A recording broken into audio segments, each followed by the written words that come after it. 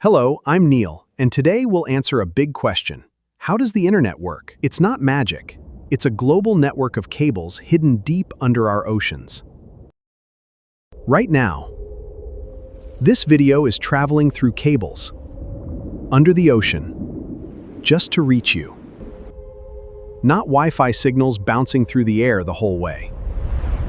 Actual physical cables, thinner than a garden hose, laid across the floor of the Pacific and Atlantic Oceans, carrying nearly all the data that moves between continents.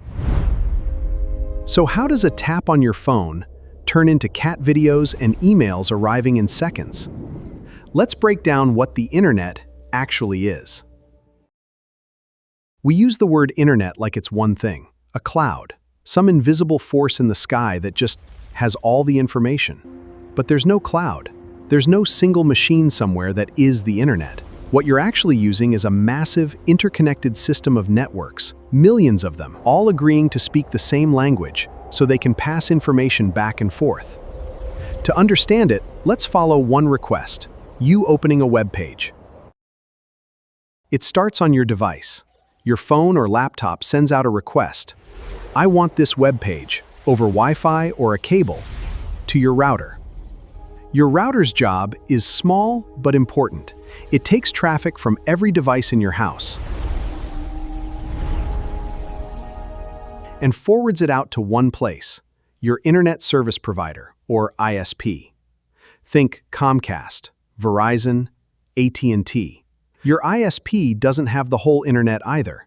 It connects to bigger networks, called backbone networks. Massive, high-capacity lines, some of them the undersea cables we mentioned, that connect countries and continents together. So your request doesn't go straight to its destination. It hops, device, to router, to ISP, to backbone, to more ISPs, until it reaches the server that actually has the web page you asked for. Here's where it gets interesting. Your request and the web page coming back to you doesn't travel in one piece.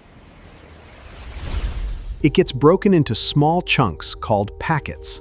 Each packet is labeled with where it came from, where it's going, and what number it is in the sequence. Why break it up?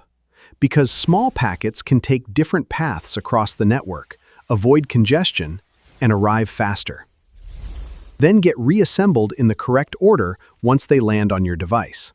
If one packet gets lost, only that piece needs to be resent, not the entire page. You never see this happening. It happens in milliseconds, thousands of times, every time you load a single page. But wait, how does your device even know where to send those packets? You typed google.com, not a string of numbers. That's where DNS comes in, the domain name system. It's essentially a phone book for the internet. When you type a website name, DNS translates it into an IP address, the actual numerical address of the server that hosts that site. Your device asks a DNS server, "What's the address for google.com?" It gets an answer back in a fraction of a second, and only then does your request know where to go.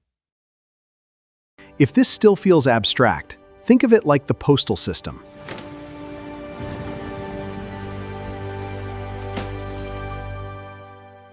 Your data packets are envelopes, each with a destination address. Your router is your local mailbox. Your ISP is the regional sorting facility. The backbone networks are the cross-country mail trucks and planes.